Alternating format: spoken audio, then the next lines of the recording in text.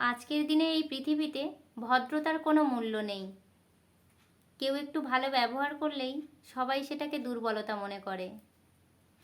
এই পৃথিবীতে মৃত লাশগুলোর জন্য সবাই কাঁদে, কিন্তু জীবনের কশাঘাতে পড়ে থাকা জীবিত লাশগুলোর দিকে কেউ ফিরেও তাকায় না।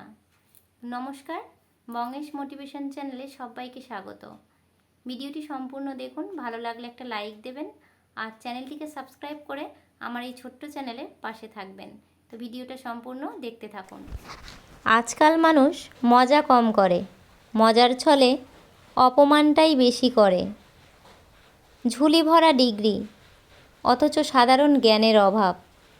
হাতে দামি ঘড়ি, কিন্তু সময়ের বড় অভাব। প্রচুর ফেসবুক বন্ধু, কিন্তু বিপদের সময় খোঁজ নেওয়ার কেউ নেই। মনে রাখবেন, যে যতই মিশুক হয় মানুষ তাকে ততটাই সস্তা মনে করে।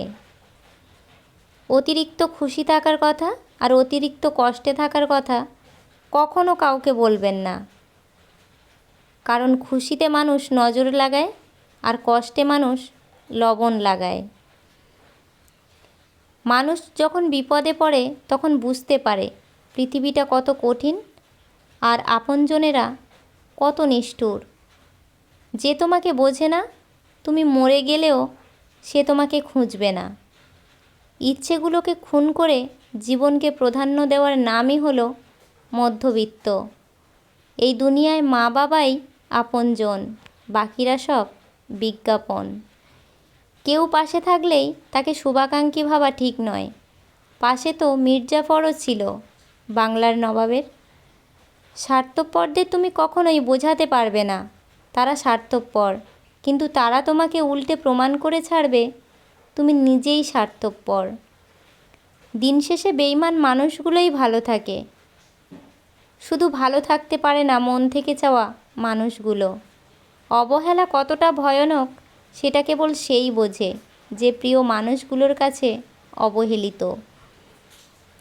মানুষের থেকে তার ছায়া বড় হলে সূর্য অস্ত যায়, মানুষের থেকে তার অহংকার বড় হলে তখন মানুষ অস্ত যায়। হিংসা মানুষকে অনেকটা নিচে নামিয়ে দেয়, এতটা নিচে নামায় যে তখন মানুষের মধ্যে মনুষ্যত্ব বোধটুকুও থাকে না। এই পৃথিবীতে বোকা লোকেরা যতদিন বেঁচে আছে ততদিন চালাক লোকেরা না খেয়ে মরবে না।